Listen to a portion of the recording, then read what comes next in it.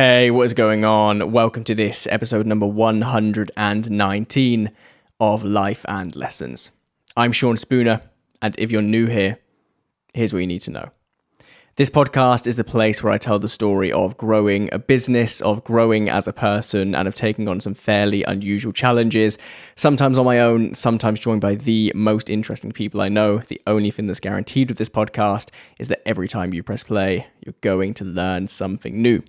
And I hope you're well. I hope you've been well since the last time we sat down to record an episode like this. I'll be honest, I was just thinking before I hit record, it feels like an absolute lifetime ago when I last sat down and recorded a solo episode. And of course it wasn't. It was 2 weeks ago, as it always is. But I think what has made it feel like it was a long time ago is because, of course, last time I sat down to record an episode like this, I was in that school over in East London, recording it in that dark multimedia room, as you might remember.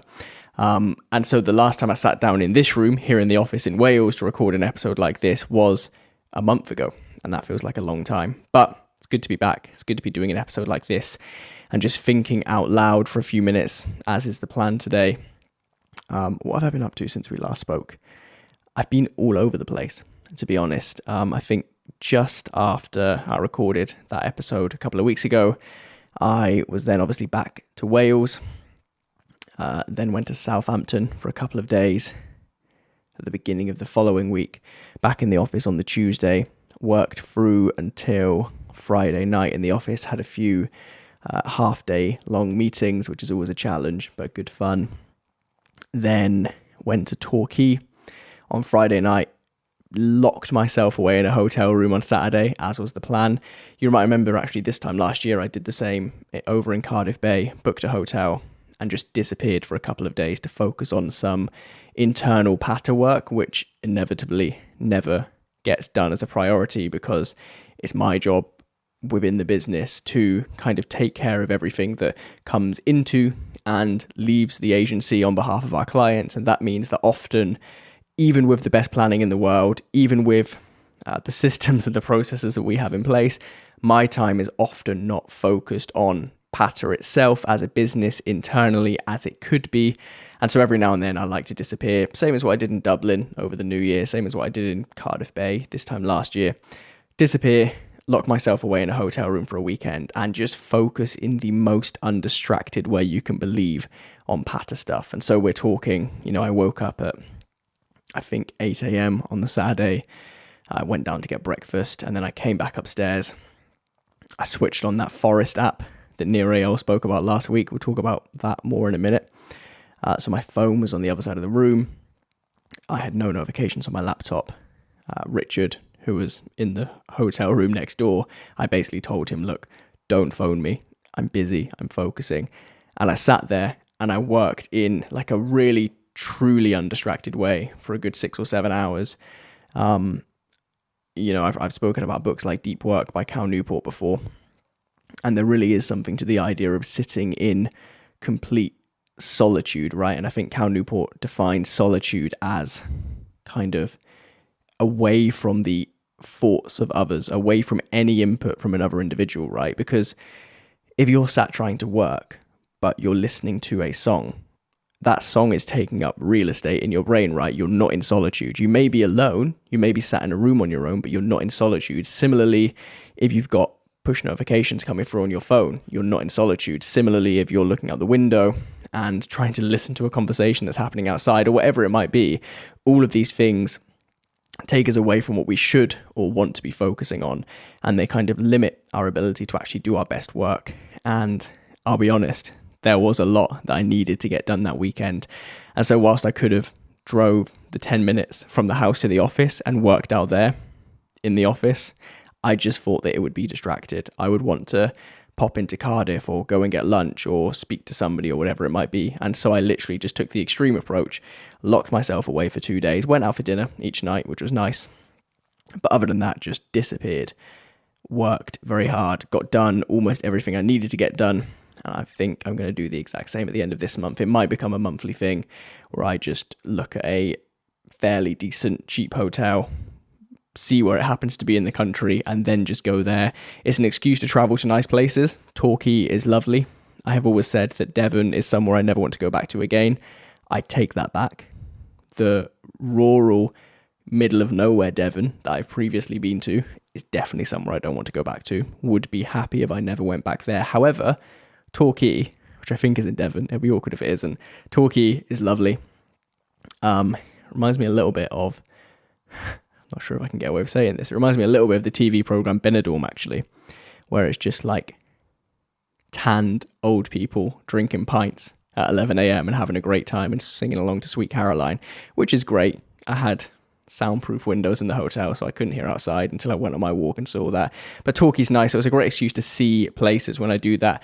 But then it is almost my only opportunity to really get solitude, because when I'm in Corby, I'm working from home, and yes, I'm on my own a lot of the time, but that's not solitude. When I'm in the office, offices are busy environments. There's phone calls, there are conversations, there are emails piling in. My phone's on my desk. Someone's just popped in. There's a client meeting in 2 hours. Like, that is not solitude. And as much as I fight the case in our business to have an environment, at least for a few hours a day, where we can all just do deep work, where we can all focus on the most important tasks of the day individually, it doesn't always happen, because it can't always happen. And so that was very valuable.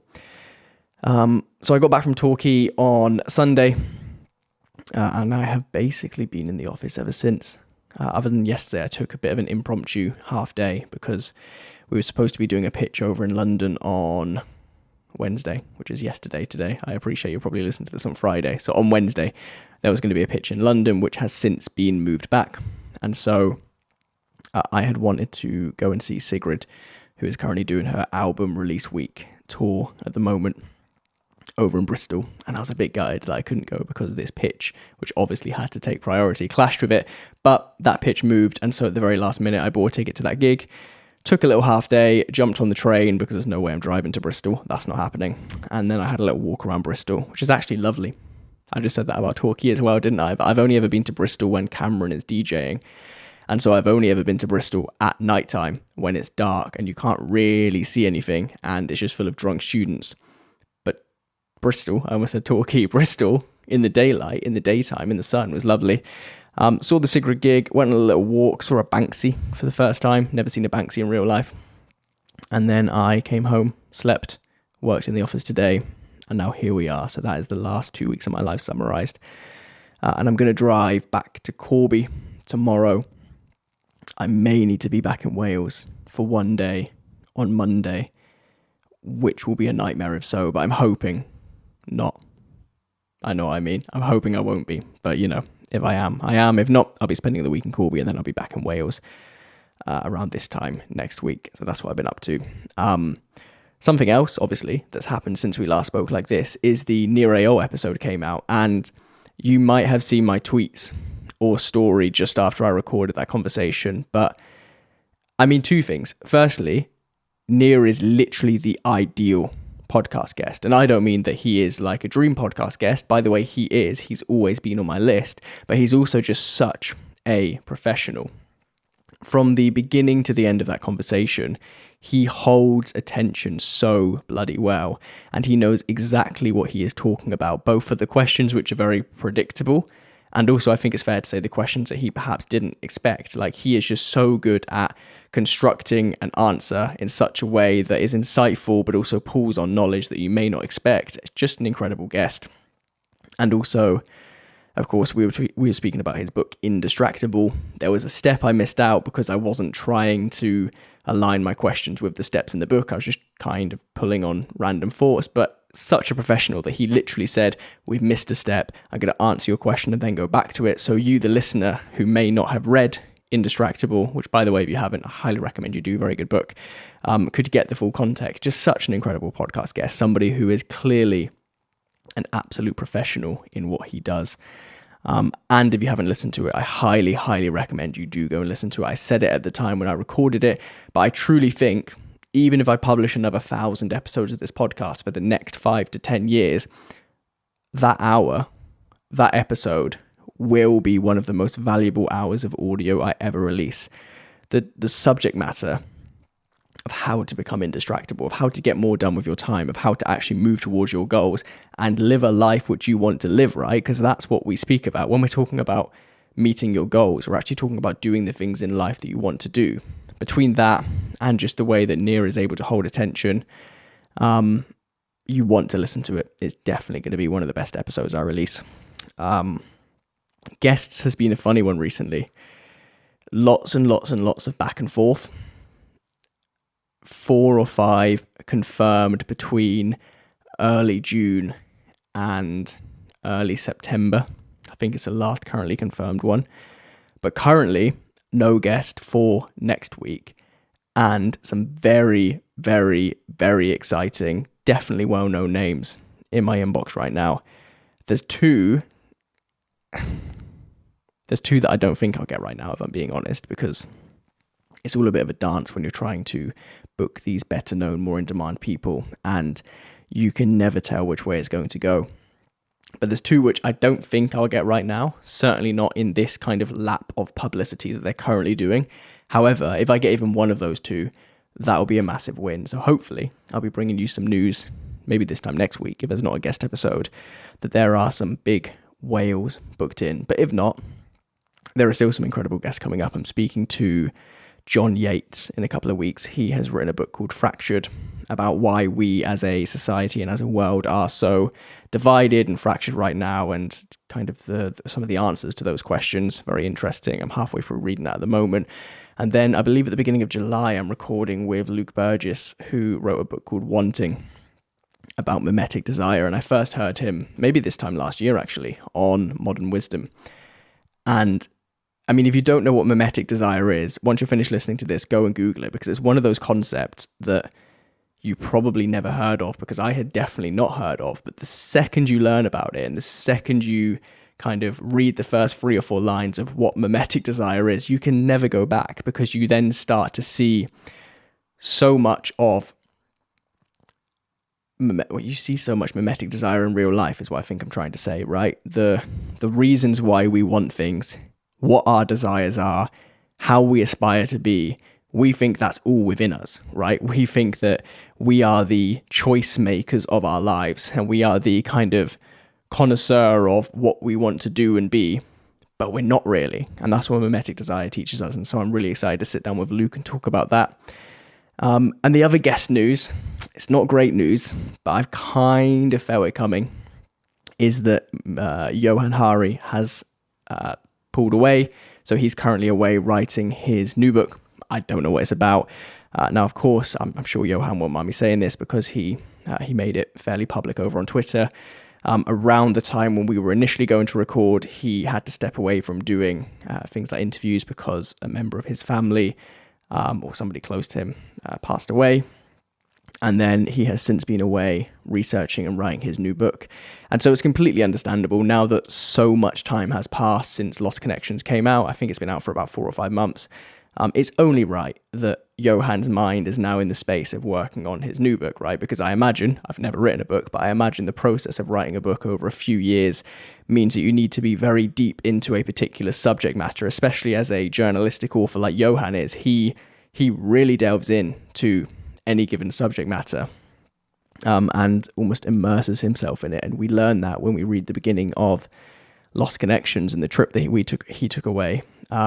We learn that when we read, basically any of his books, to be honest. Like, he really immerses himself. And so it's not happening right now.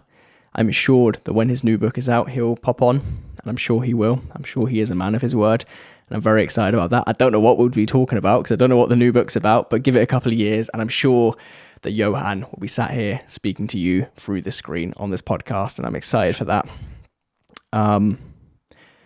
And then something else, I always just talk about the podcast on these kind of episodes on the podcast, but something that's really interesting that's happened 4 times recently is I have been asked to jump on a call and give advice to people who have their own podcasts.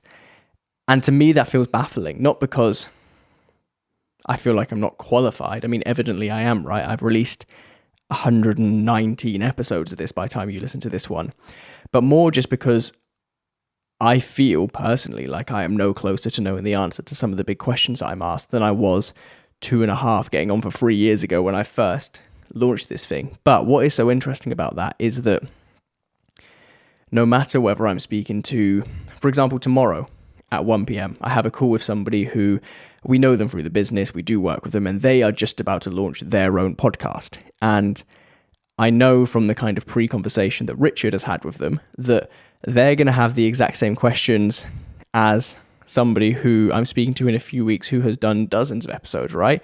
I spoke to Todd, a guy from New Zealand, a few weeks ago, and he is about to launch his own podcast. And the questions that he was asking are, in some ways, many questions I still ask myself about this whole process. But it's just interesting that, to be quite introspective for a second, that people, not many people, admittedly, but people now look to me for advice on the thing that I love doing. And that's quite surreal, because I feel like many of us, maybe not all of us, but many of us don't necessarily feel qualified to kind of live in the positions that we have in the minds of others. And I've never really felt that, right? Because everything we do as a business, for example, is quite private. It's hidden behind contracts and NDAs and all of this stuff. Whereas this podcast, particularly episodes like this, is me just speaking out loud, learning out loud, and just being public. And so I obviously, in the minds of others with podcasts, exist in a certain way and have a certain set of knowledge, which I'm sure I do have the knowledge. But it's just interesting that it's kind of come as a bit of a tidal wave that I've never been asked for podcast advice before, ever. And now in the space of, when did I speak to Todd? In the space of about 3 weeks, I've been asked in detail questions about podcasting by 4 people, or will have been asked, because there's still a couple of calls I haven't yet done. And a 5th person messaged me yesterday asking for a very niche particular bit of advice about one of the softwares I use. But it's just interesting that I feel myself suddenly being looked at by those with podcasts as somebody who's good at podcasting, which is nice, but it's also just surreal because, like I say, I'm definitely still learning. And I may have, maybe 100 hours of podcasting under my belt. But there's a lot to go and there's a lot to learn, and there is a lot that I still want to get right and better on this, from like a production point of view, from a distribution point of view, from a communicating with publicists and guest point of view, to even the lighting, right? I was having a conversation with someone the other day about the very particular lighting that goes into the YouTube set and how I'm not quite happy with it and all of this stuff. And so it's just nice to be able to kind of share some of the things that I've learned in the first 120 episodes of this with people who are a few months or years behind on their release schedules, and hopefully just pass back some of the stuff that I've learned in the same way that, for example, I was inside of the Modern Wisdom Patreon a few years ago when it first launched, and Chris and his video guy Dean would put advice in there about how they use sound waves in Premiere Pro to work out where to crop on episodes so they don't have to listen to the whole thing, and different lighting and stuff. And it just feels cool and almost quite circular that I got lots of what I learned from those guys, and now I'm able to give it to other people. And I'll be honest, there is a temptation now that I feel that there is a demand for this to,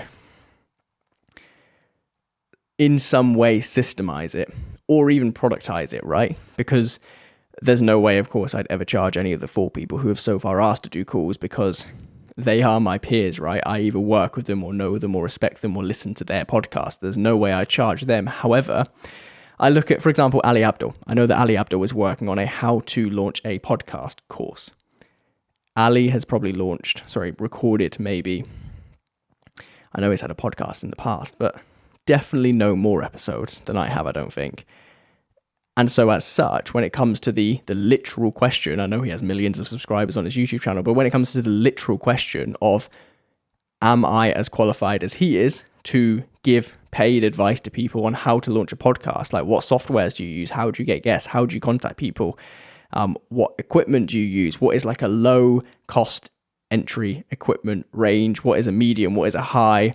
How do you distribute? How do you get views on YouTube? Like tagging videos, all of this stuff that I've learned as I see that there's a demand for it. And by the way, this isn't something I'm going to do immediately, but it's definitely now taking over in the back of my mind that, I mean, the podcast itself doesn't make any money. We speak about that all the time. It will one day, I'm sure, but right now it doesn't. And yet the skill set that I have picked up through just going through the motions for 2.5 years, every single week without fail, and sitting here and talking and learning all of the stuff that this teaches me, is evidently valuable because it is insight that you only get by doing this for 120 weeks in a row. And so it's definitely in the back of my mind to maybe one day package this up into some sort of product. I don't know what it will be, and monetize it, frankly. And the same is also true, actually, about sobriety. So at the end of this year, this is a cat I'm letting out of the bag because I've been thinking about this for a long time. But at the end of this year, I will have not drank alcohol once for 5 years. And as I spoke about a few weeks ago, actually, when it was 1,500 days since I last drank, in the last 3.5, 4 years, I haven't learned anything. However, in the first kind of 100 days of sobriety, there's so much you learn, and there's so much that you almost need to believe to get yourself through that period to have all of the upside. And by the way, I don't mean sobriety for those who have an alcohol addiction. I'm not and will never be qualified to speak on that. I mean people who want to voluntarily cut alcohol out of their lives for health reasons or lifestyle reasons or finance reasons, right? And I'm very tempted at the end of this year to pull together some sort of product or course to... I fucking hate courses, by the way. This is why I'm so conflicted. But some sort of thing that's like, it's fairly cheap, and I'll probably give half the bloody money to charity because evidently I don't do this shit for money, right? But to give people the framework of how they can do their first 100 days sober in the new year and take from that all of the benefits that come with it. And so there we go. That's 2 ideas that are definitely not in motion, not least because I'm way too busy right now. But they're in the back of my mind, and it could be fun. And then the next thing I want to talk about, I'm just going to look at this tweet. So I tweeted something the other night at just got midnight, actually, which is unusual for me to be on Twitter at that time of night. And I said this. I said, filter your favorite YouTubers' videos, oldest to newest. Watch their very first upload. It's terrible. You'll cringe, but they started anyway. And that's why today they're your favorite YouTuber. And it's because this is while I sat on my phone at midnight, this is literally what I was doing. I was looking at the content of people who come up on my YouTube recommended page, right? I was watching these people and I thought, like, it's crazy how good a guest this podcaster has got, or it's crazy how good at monologuing this podcaster has got, or it's amazing how good the editing of, say, Hamza, a YouTuber I love right now, his editing and his editing team is incredible, and his subscriber numbers are flying up, and his ability to communicate a complex idea, a simple message in like a 6-minute amazingly produced video is actually out of this world. I genuinely think, just to lean into Hamza for a second, I genuinely think he is one of the best YouTubers on the platform, period, right? And so looking at the kind of the finished product of these people, although they're all a work in progress, I'm sure, looking at their current finished product, it's easy to convince yourself that the people that you look up to, the people that you wish you could be like, have lifestyles and abilities and talents which you simply can never have because they're so fucking good at it. You know for a fact that if you were to begin now, you will not be that good.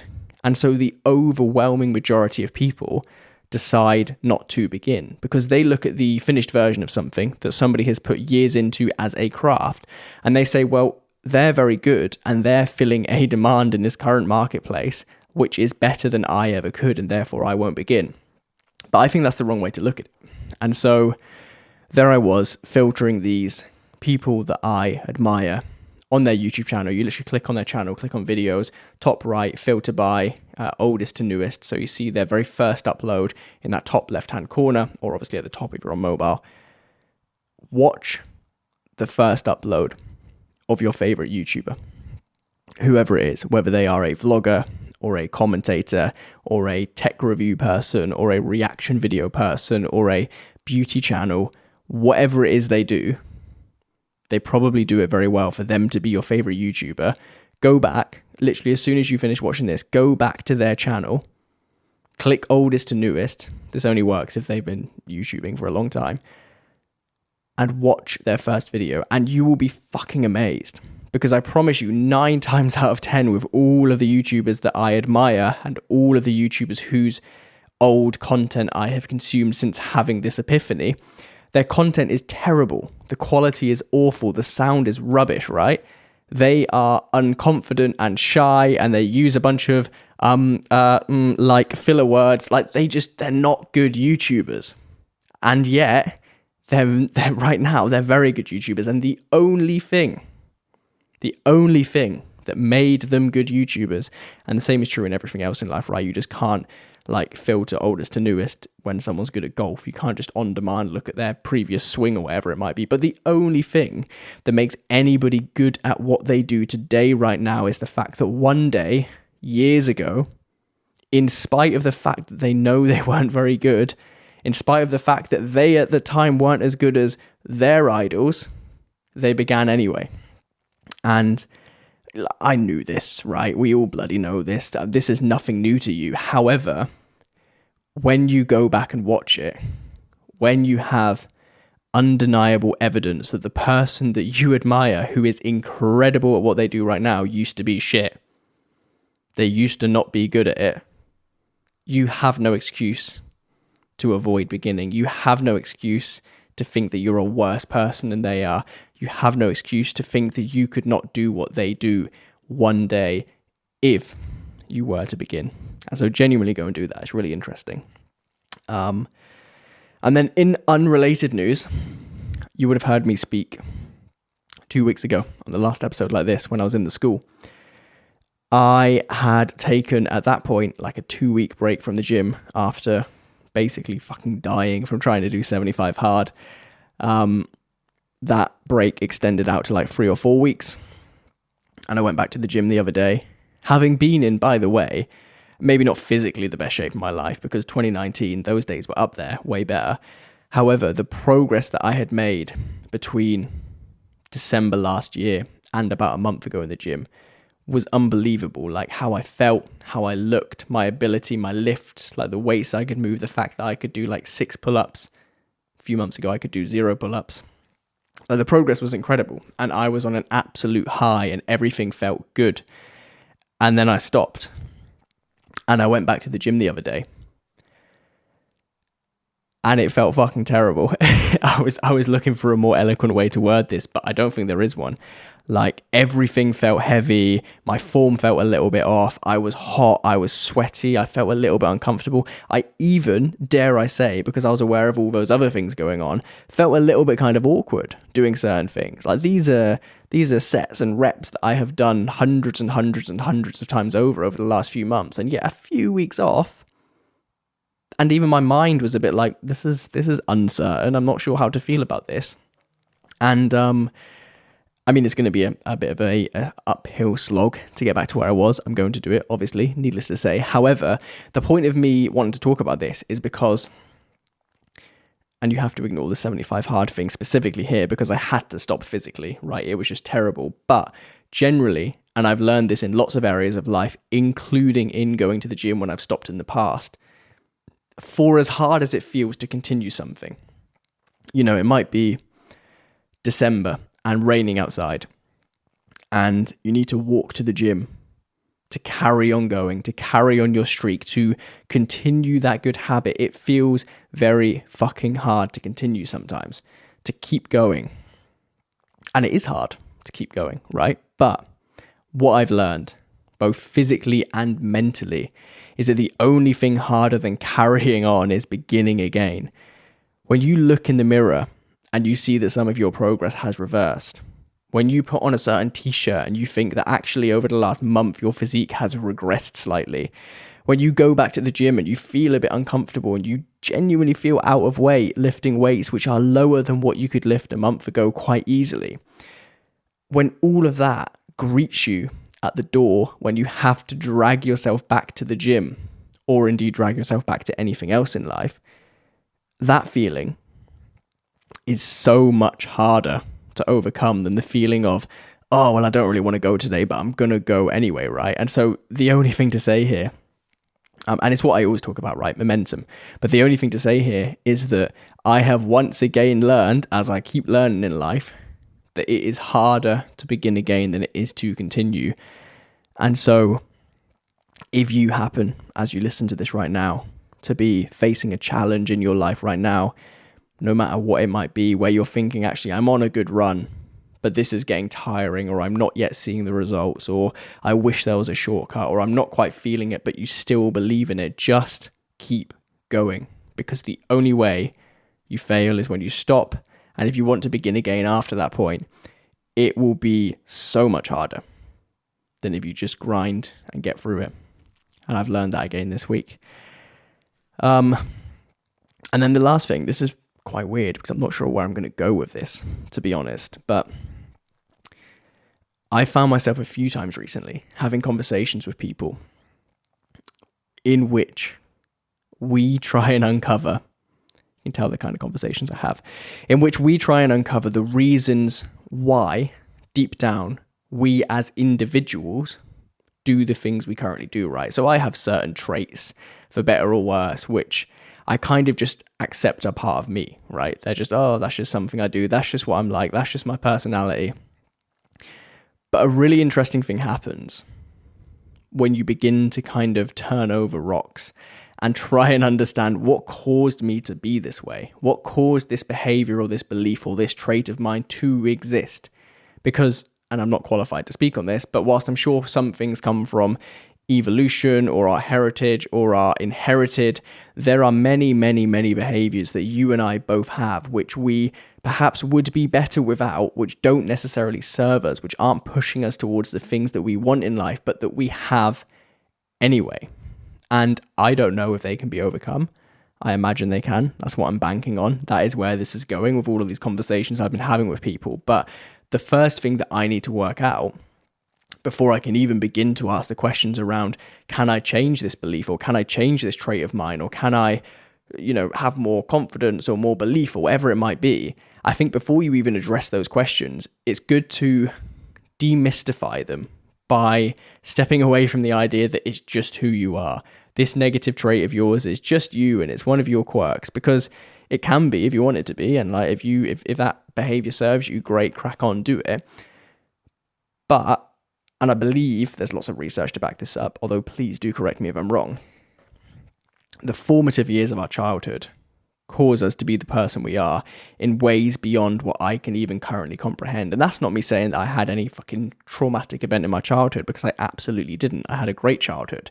However, there are certain beliefs that all of us have instantiated within us by society or school or friends or parents or TV or whatever it might be, when we're too young to understand the eventual consequences of them, that we then hold on to as fact, and we believe and we live our life through this paradigm that was given to us.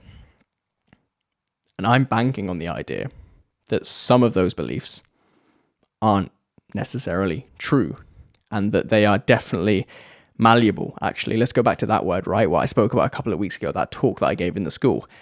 I think many of the things which we believe to be facts about ourselves are just opinions given to us.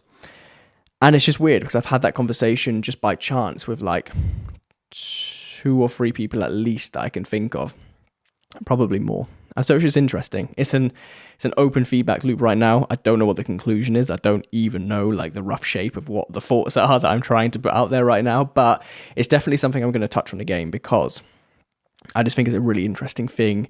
If you're in a place in life right now where it's useful for you to do this, I'm not saying like if you're currently in the middle of an existential crisis, maybe don't try and ask these big questions. But if you're just fairly comfortable and intrigued and you're a curious person like I am, I do think it's useful to have a framework to kind of question these things and just see kind of what sticks and what doesn't. And I think that's all I have. So thank you as always for listening. I don't think there'll be a guest next week. There might be one. I might slide one in, but I like to record episodes with guests here in this room in Wales. And I'm leaving here tomorrow for a week, which means that probably the next time we speak, it'll be a solo episode like this one. And I will be in Corby. But either way, whatever happens, thank you as always for listening. I hope you have a good week, and I'll see you back here this time next week for episode number 120 of Life and Lessons. See you then.